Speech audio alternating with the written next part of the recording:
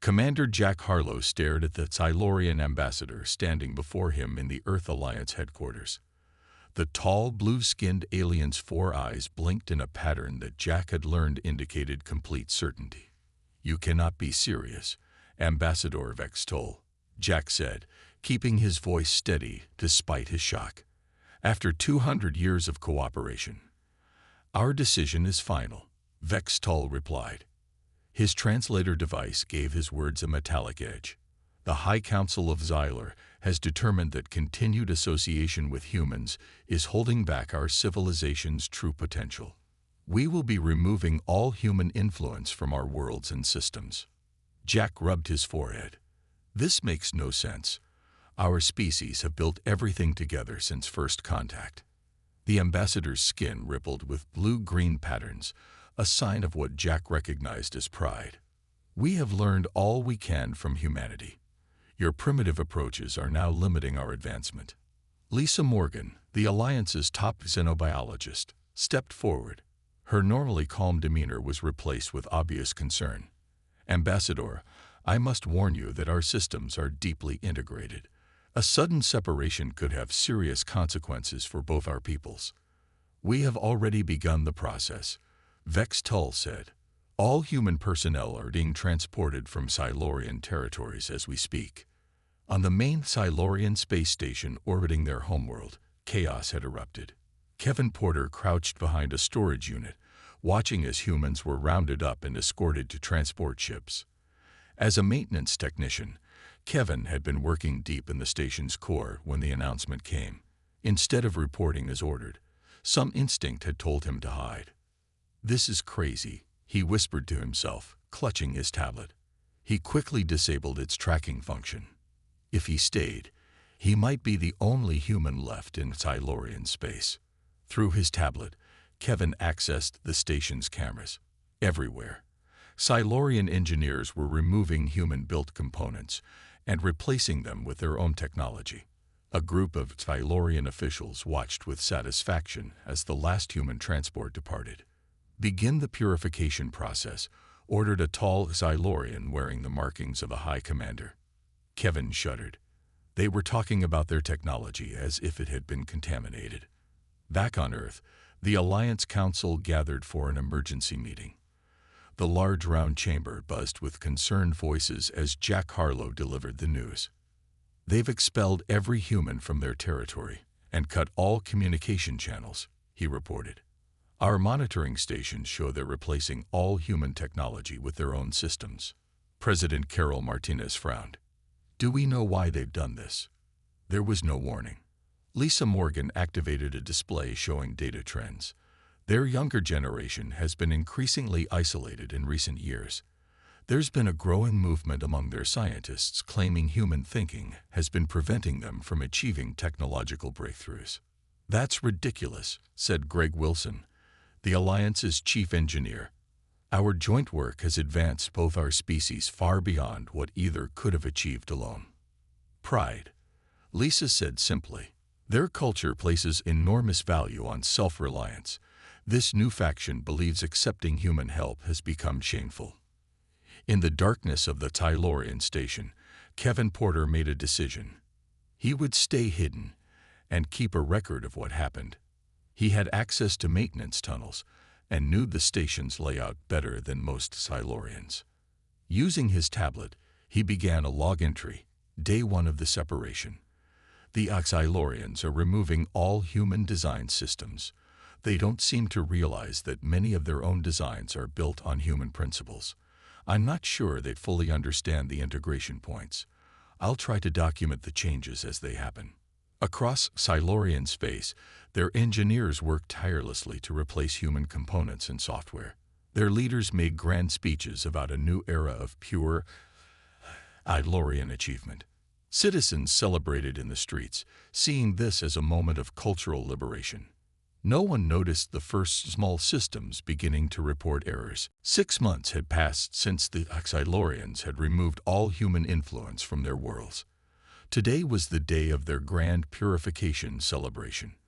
The central plaza of the main space station glowed with bright lights and decorations. High Commander Zareth stood on a platform addressing thousands of cheering Silurians. His skin flashed with patterns of pride and satisfaction. "Today we celebrate 6 months of true independence," he announced, his voice carried through the station by speakers. "For too long we relied on human methods and thinking. Now we stand alone, as we were meant to be."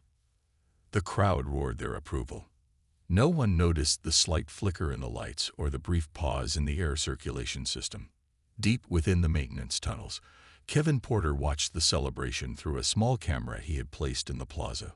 Over the past months, he had created a hidden living space, using supplies from rarely used storage rooms. His beard had grown long, and his uniform was worn, but he remained alert and focused. "Day 180, he whispered into his tablet. "They're celebrating, but I've counted 27 minor system failures in the past week alone. The atmospheric regulators are showing stress patterns.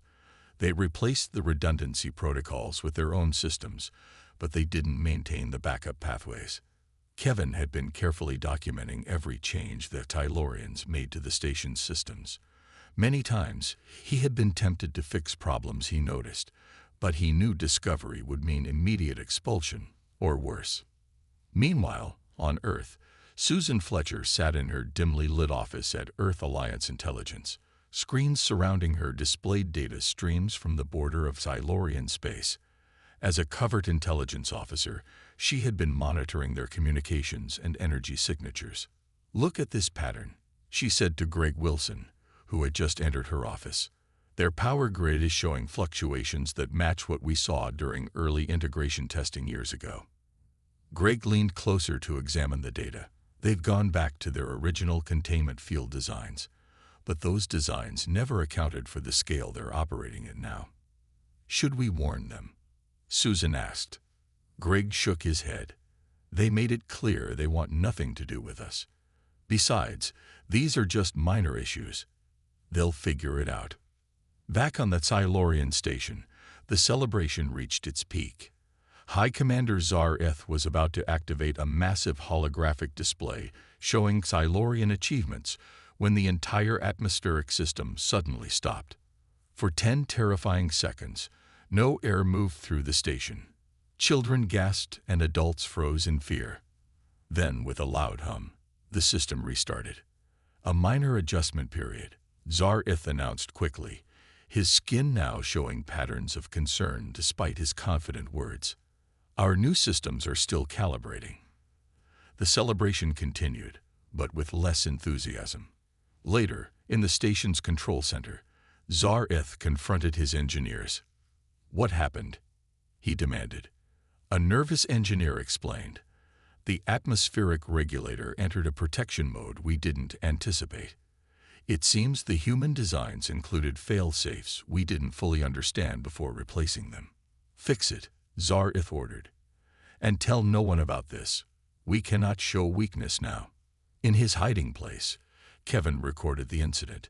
"The atmospheric failure today was just the beginning," he noted. "They don't realize that human engineers built multiple layers of safety protocols into every system. They're removing these unnecessary complications without understanding their purpose." On Earth, the Alliance Council reviewed Susan's reports. Lisa Morgan pointed to the data showing Silurian system failures. "It's happening faster than I expected," she said. "They're dismantling safeguards without recognizing them as such. Their technology was built upon human principles they never fully studied." Jack Harlow stared at the reports. How bad could it get? Lisa's expression was grim. "If this continues, catastrophic." 1 year had passed since the Silurians had cut ties with humanity. What began as occasional glitches had grown into daily system failures across all Silurian colonies. On the main space station, alarms sounded constantly.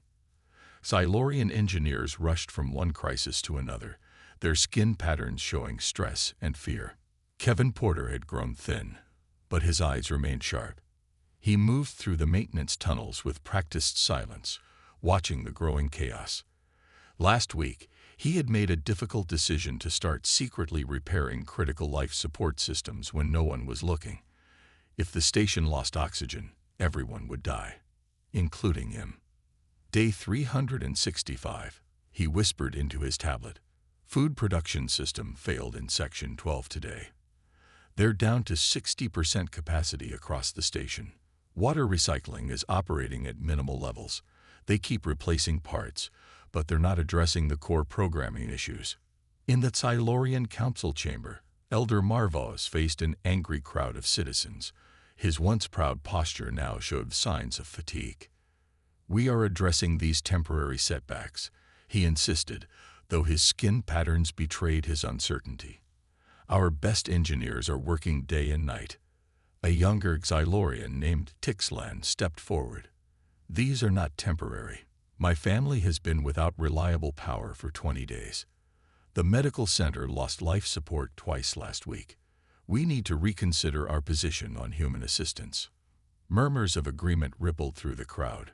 Elder Marvos raised his forearms for silence. We will not crawl back to humans after declaring our independence, he stated firmly. That would prove we cannot survive without them. We must solve these problems ourselves. Back on Earth, Alice Daniels paced the floor of the Humanitarian Division offices. Screens showed reports from the border of Silurian space, power fluctuations, radiation leaks, and resource shortages. We can't just watch them suffer, she told Jack Harlow, who had come to review her proposal. These aren't just political issues anymore. Civilian lives are at risk. Jack looked grim. The President is considering your rescue mission proposal, but we can't enter their space uninvited. It would violate every treaty we've ever signed. Then we prepare and wait at the border, Alice insisted. When they call for help, and they will, we need to be ready to respond immediately. On the far side of Silurian space, a farming colony lost power completely. Their food production stopped, and backup systems failed to activate. For the first time in living memory, Silurians faced hunger. In a small meeting room on the main station, Tixlan gathered a group of younger Silurians. Their skin showed patterns of determination and concern. The elders are too proud to admit their mistake, Tixlan said quietly. But we can see the truth. We integrated human technology into ours for centuries. We cannot simply remove it without understanding how deeply connected everything became. A fellow scientist named Pixel nodded. I worked with humans for years.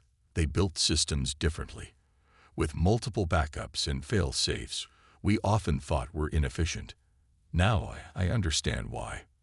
What can we do? Someone asked. Gather evidence, Tixlan replied. Document every failure. Build a case too strong for the council to ignore.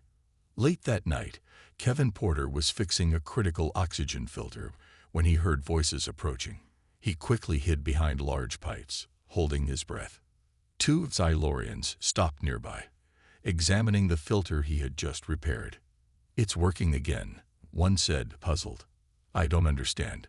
This unit was completely failed earlier today.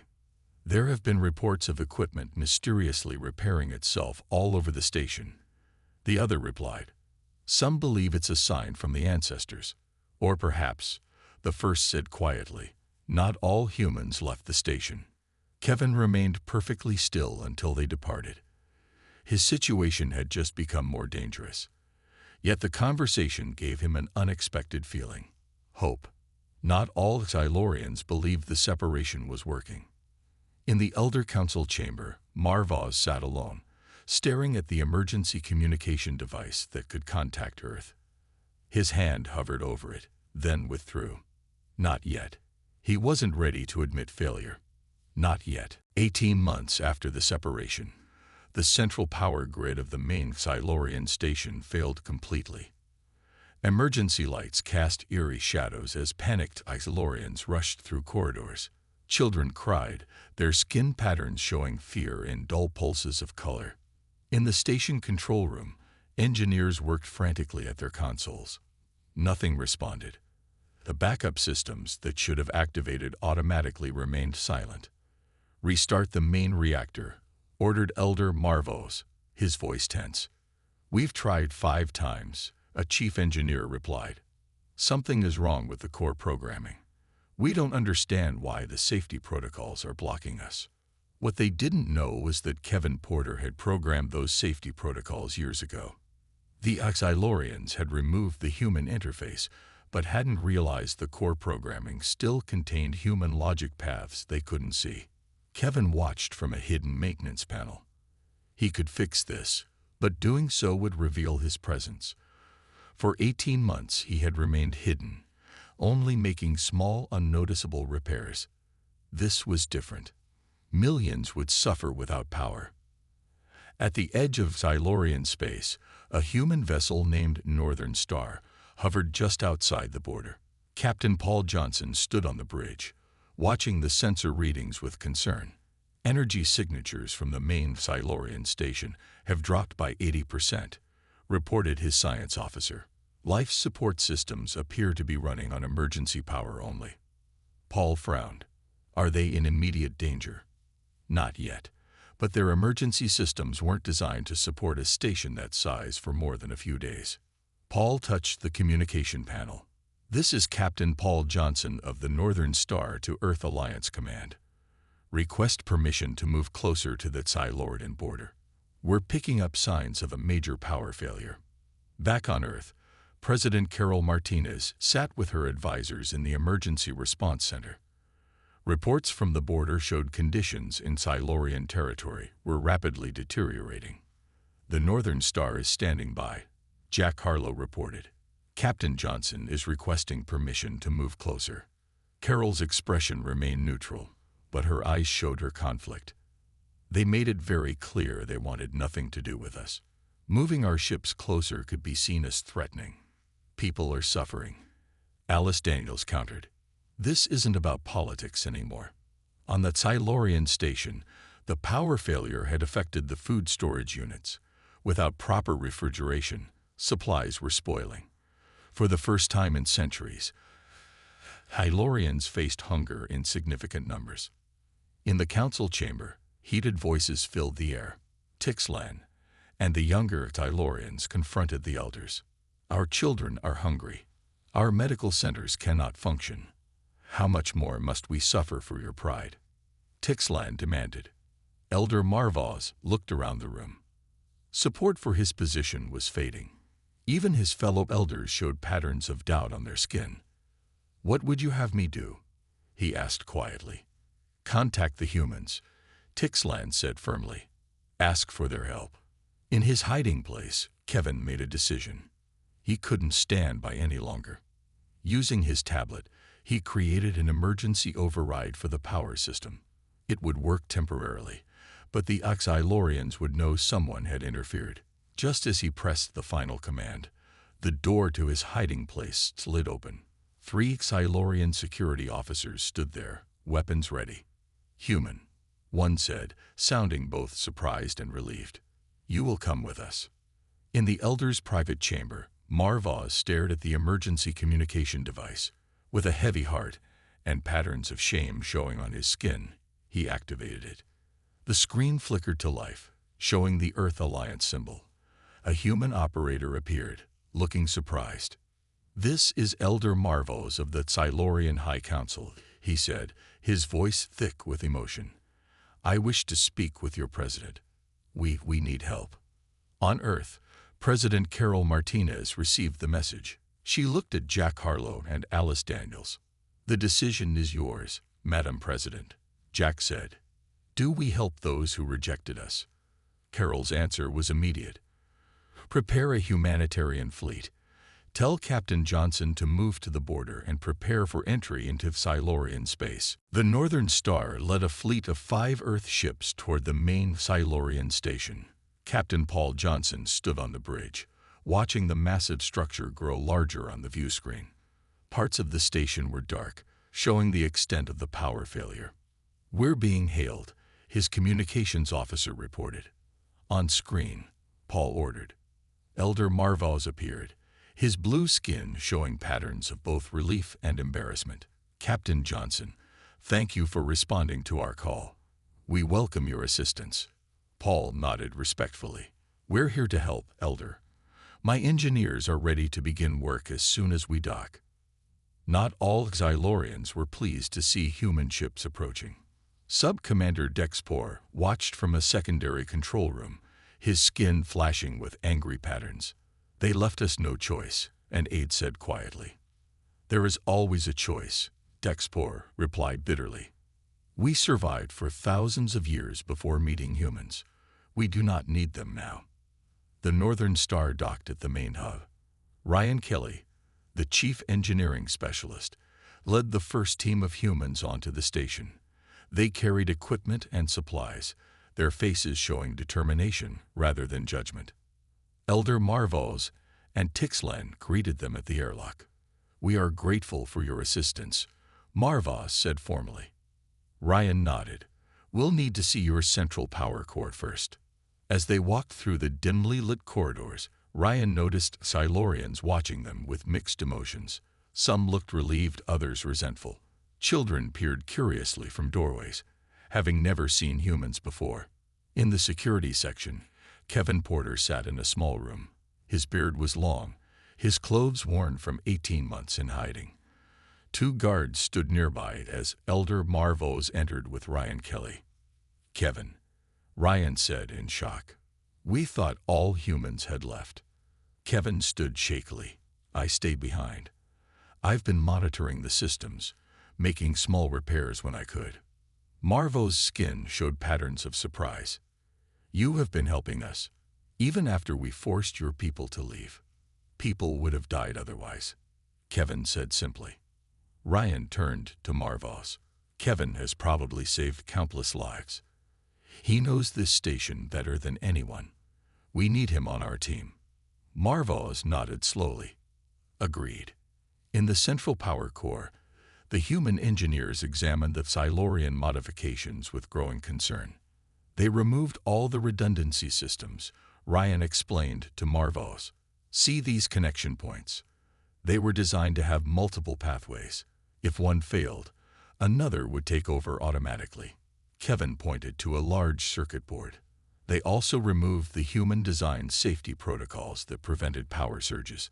They replaced them with their own designs, but didn't understand how the systems worked together. Tixlan moved closer, her skin showing patterns of curiosity. "We thought the human elements were unnecessarily complicated. Our systems are usually more elegant. Sometimes complicated is better," Ryan said gently. "Humans learn through many failures that backup systems save lives." As they worked, Dexpor and a small group of followers watched from hidden observation points. "They make us look foolish," he whispered to his supporters. "We cannot allow them to take control again." In another part of the station, Linda Collins, Earth's cultural attaché, met with young Xylorians. "We're not here to take over," she assured them. "We're here to help. Then we'll leave if that's what you want." A young Silurian asked, "Why would you help us after we sent you away?" Linda smiled. "Because that's what neighbors do.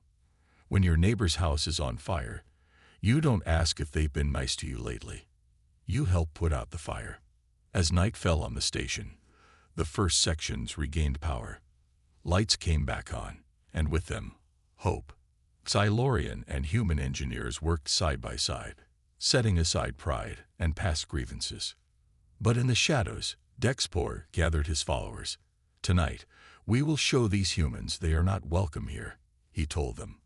"We will shut down their repairs and force them to leave." 3 days after the humans arrived, the main power system was running again. Lights glowed throughout the station, and food production slowly resumed. Teams of humans and Silurians worked together on repairs, their initial awkwardness giving way to cautious cooperation. In the engineering hub, Ryan Kelly explained system diagrams to a group of young Silurian engineers. Among them was Pixel, a bright-eyed technician who asked the most questions. So these backup pathways were intentionally designed to seem unimportant. Pixel asked, her skin showing patterns of fascination. Ryan nodded. "We learned that important systems get targeted in emergencies. The backup systems work best when they don't draw attention." Pixel's skin flashed with understanding. "That's why we didn't recognize their purpose. We thought they were inefficient design flaws. Kevin Porter worked nearby, his tablet connected to the station's main computer. Though still thin from his months in hiding, he moved with renewed energy. Humans designed for failure, he explained. Silurians designed for perfect operation. Both approaches have value. In another section of the station, Linda Collins sat with a group of Silurian families. Children gathered around her, touching her hair curiously and asking questions about Earth. Do human children have skin patterns? A small Silurian asked. Linda smiled. No, but we show our feelings in other ways. We smile when we're happy like this. She demonstrated a wide smile. The children attempted to mimic her, creating odd expressions that made everyone laugh. The sound of Silurian and human laughter mixing together was new and wonderful. Meanwhile, Commander Jack Harlow met with Elder Marvos in the council chamber. Papers spread across the table between them. This agreement establishes terms for our assistance, Jack explained. We'll help restore your systems, train your people to maintain them, and then withdraw it if you still wish us to leave. Marvos studied the document, his skin showing thoughtful patterns. You offer help with no demands for repayment or permanent presence. Jack nodded. We're neighbors in this part of space. Your stability matters to us. Marvos signed the agreement, his hand slightly trembling.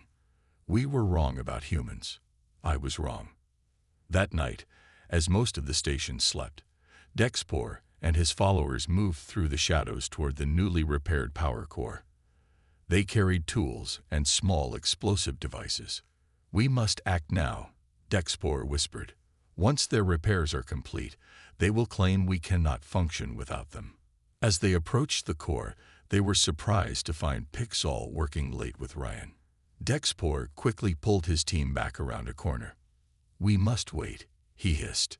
Inside the power core, Ryan showed Pixel how the human and Silurian technologies could work together. See how your power regulation is actually more efficient than ours, but our distribution network is more robust. Together, they make a better system than either alone. Pixel's skin glowed with excitement, like our people's. Different strengths that complement each other.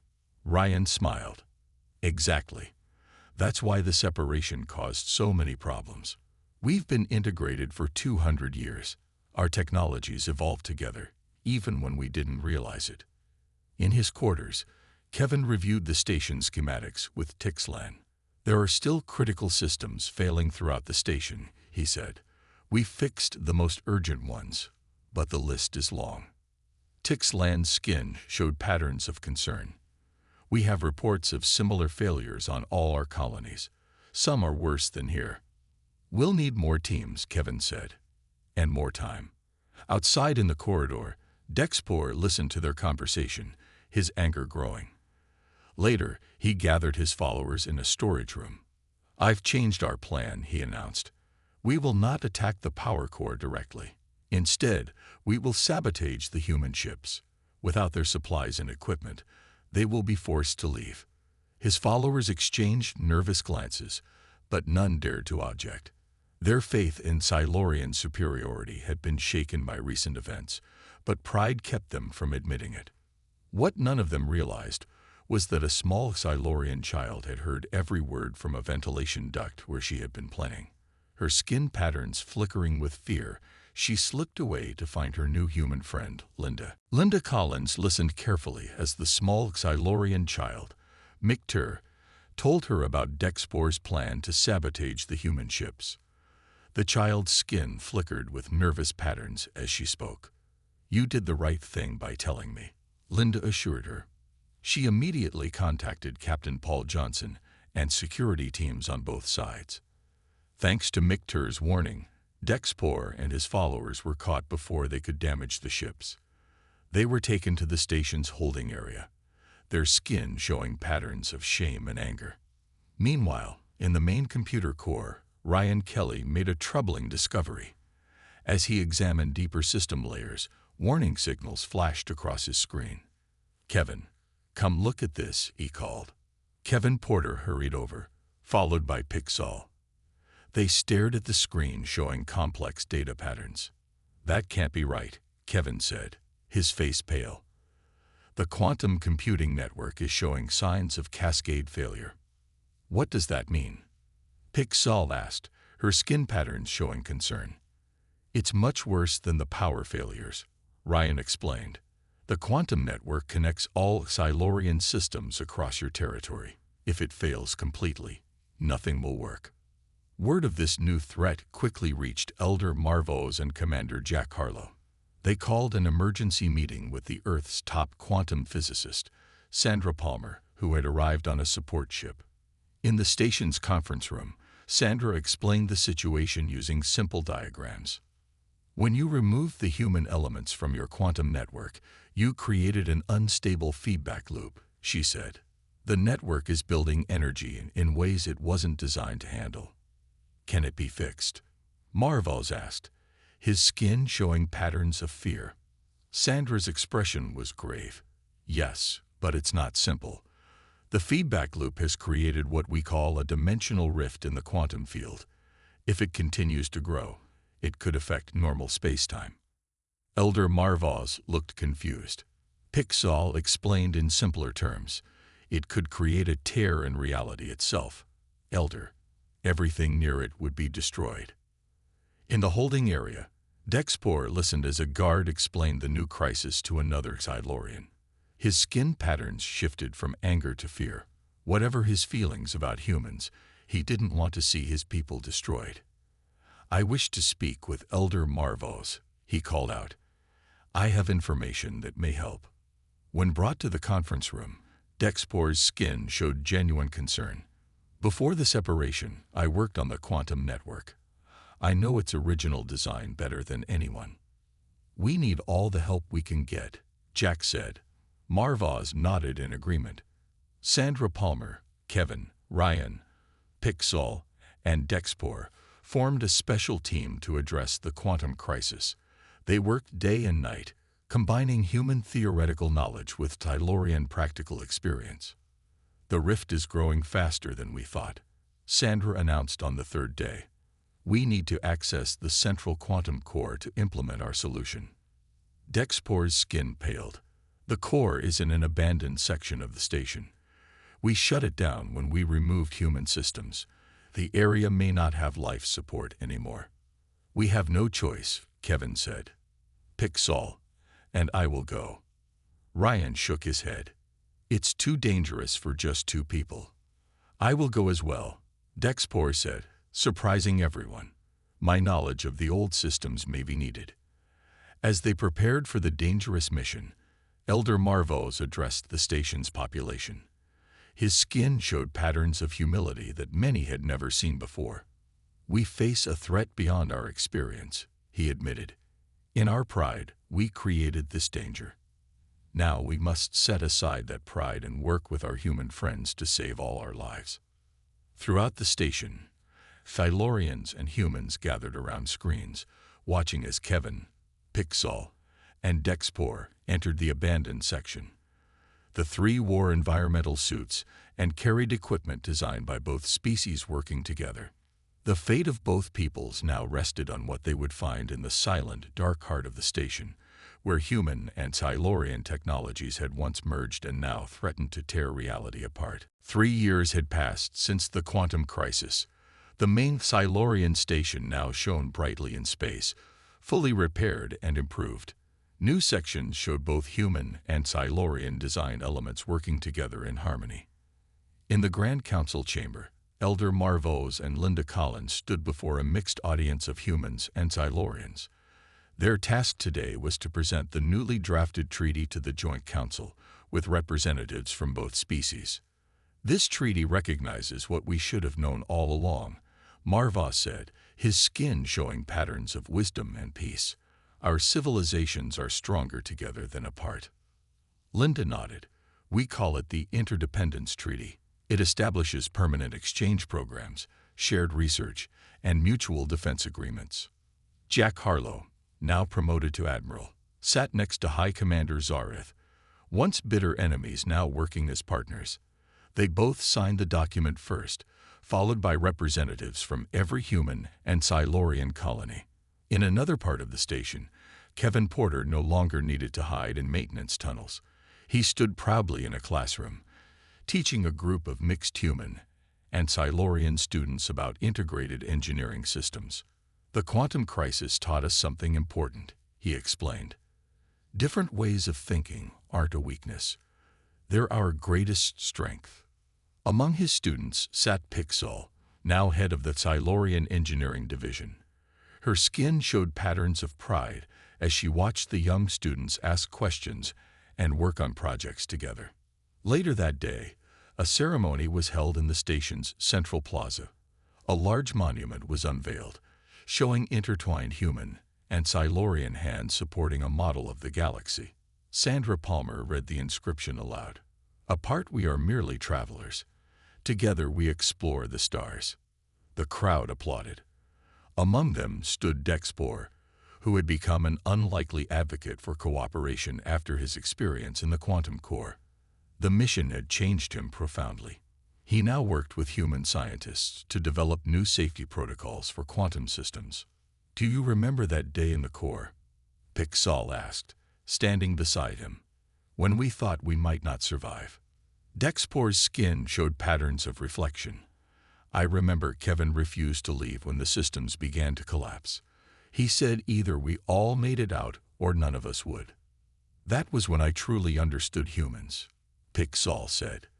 "They value connection above individual achievement." At the new Joint Academy established on the station, a first-year class was beginning. Kevin Porter and Pixel walked in together to face eager young faces from both species. "Welcome to Interdependent Systems Engineering," Kevin announced. "In this class, you'll learn that the greatest technologies come from combining different perspectives." Pixel continued, her skin showing teaching patterns. "You will work in mixed teams. Each challenge will require both human creativity and Silurian precision." A young Silurian raised a hand. "Is it true that the station almost tore apart? That reality itself was threatened?" Kevin nodded. "Yes. When the quantum network was modified without understanding how human and Silurian technologies had become intertwined, it created a dimensional rift." "How did you fix it?"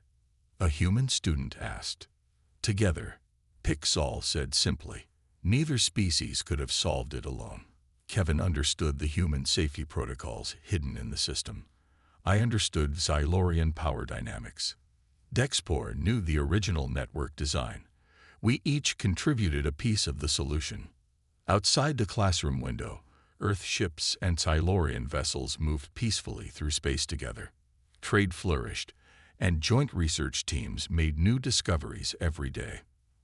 That evening, at the celebration of the treaty signing, Elder Marvaz raised a glass with President Carol Martinez, who had traveled from Earth for the occasion.